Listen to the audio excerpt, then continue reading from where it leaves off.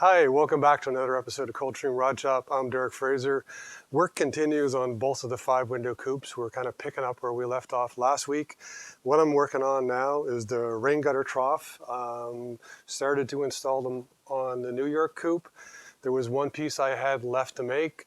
If you want to come over to the New York coupe, I'll show you where it is and where it goes. Sorry, Moncton coupe. New York coupe, Moncton coupe.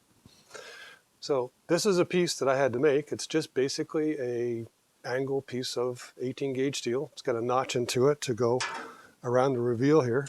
This sits in place here and then just is held in place either by rivets on the original, I believe. Well, actually, no, there were screws on the original and nuts behind it. I'm going to use self-tapping screws. And then the rain gutter itself just comes and actually sits on top of here and fastens in the back of there. So I've got it in place over there on the New York coupe. I'll finish installing it and then I'll carry on and do this. Now both of these cars have different varying degrees of work that needs to be done on the rain gutters, on the side and the back. There's some reconstruction I have to do up here around the hinge pins. It's actually missing over there. And then over here on the Moncton coupe, it's in pretty bad shape. I'm going to have either this video, the next video, but we're going to start this week working on this. So this basically is going to have to be repaired. So I made a paper template. I think one of the things I'm going to start working on is trying to make a little metal patch for here, a little longer. See where that goes in this video. But that's it. Follow along. We're going to keep on working on both of these coupes. Here we are a couple hours later. I started working on different patches here along the drip rails. Didn't really know where to start, so I just grabbed something and started. What I started with was working on this piece here, which was heavily damaged or rotted out. In order to make it, I did much the same as I do with most of the other things. I made a paper pattern. I traced it out on a piece of sheet metal, and then I ran the bead lines here. Now the complication with this piece is that it's not just bead rolled like that. This flange actually, it actually tips up like this. This is quite curved. So I had to do a lot of work on the planishing hammer and over on the stump and some hammers to basically give this the rounded look. I'm not sure if the camera lady can show you there. You can see a lot of the work marks on this for me to get it to the right shape. So you can see like the working trying to get, because it's not just flat like this. You've got to work the edges with the hammer and get it more rounded, and this piece rounded here as well. So that was the first piece. And then also around this edge here, it's hemmed around. So it just doesn't stop. You've got to cut it and then basically hammer the edge over on itself, much like a door skin. So that's the first piece. The next piece that I'm working on here, the drip rail was actually missing and kind of falling off. So I had to fabricate that. And essentially that's just, so there's the original piece there. I'm not sure you can see it quite well. This is what I bent up. I used the brake over there to bend some of it. But then this edge here, you've got to do it manually. So basically made up a piece of angle iron here that fits in here. This was my trial piece.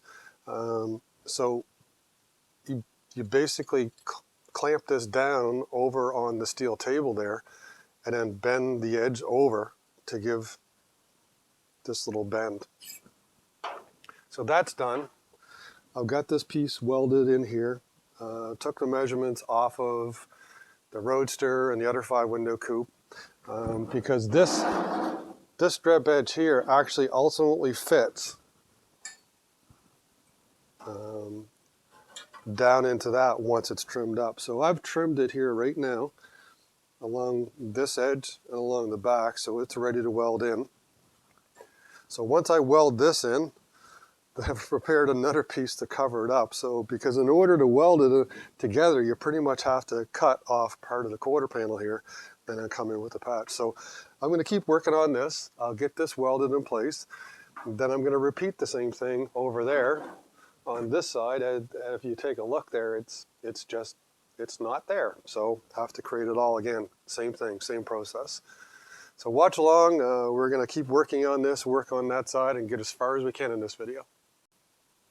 Here we have the first patch all dressed up, and I've also got the second piece welded in here. So this one corner, I got a couple pinholes here I'll have to fill in, but that's part of the process of welding stuff up. It dressed out quite nice. It's got a nice shape, got what we want. You know, the drip rail is welded in place, and this whole corner now has some strength to it.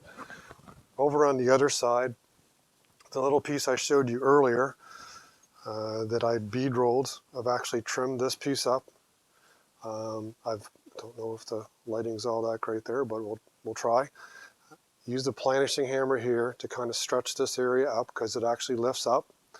And then the sharp edges from the bead rolling, I hammered that around a little round anvil I have over. I'll show it to you in a second here, to hammer this out.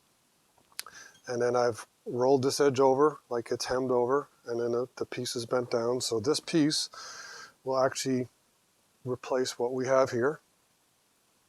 So next up, I'm going to basically cut that out, put that in the same way, and then I'll make another piece to cover over the drip edge. So I'll show you over on the bench some of the little anvils I use. It's just stuff made up.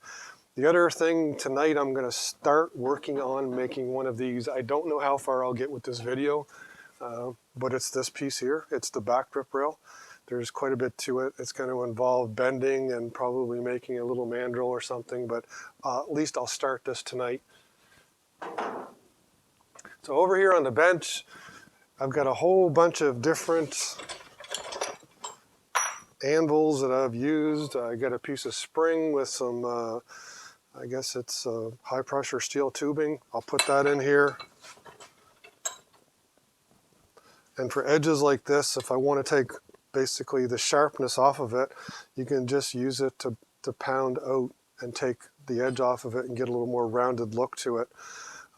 Same thing, I mean, I've got a piece of rectangular tubing. Sometimes you can use that, bend edges over. I mean, whatever you've got, I've made stuff up like this before. Anything you can put in the device to basically beat around the piece of metal to get it the right shape that you want. So I'm going to carry on. I'll weld this in place. We'll start working on the other drip rail, and we'll get as far as we can. Here we are a couple hours later. The patch is welded in. I made the piece here, got it all dressed up. Everything is pretty good.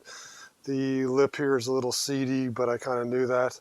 I'll address some of the other issues up here when I make this new drip edge.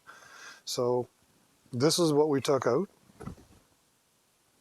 We took that out. That was what was up underneath it, so obviously needed some love and some replacement. That is what we took out of the other side.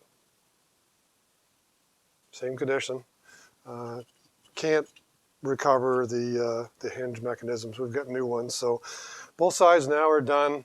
The next step on the Moncton Coupe is actually to make this piece here. I have an original one over there. I'll show you what I've done so far. Like I said, I didn't think I'd get to finish it, so come on over to the bench. I'll show you where we are so far. So this is an original drip edge that goes underneath there. It belongs to the gentleman that owns the New York Coupe. So far what I've done, I've bent up this piece of sheet metal like this. I've got the shape. Now what I've got to do is I've got to form the bottom here. So gonna do that on next week's episode. So if you're interested in this, please join us next week. If you like this video, please let us know. Please like, share, tag, and subscribe. That's it for this week. I hope you enjoyed. Everybody have a good one.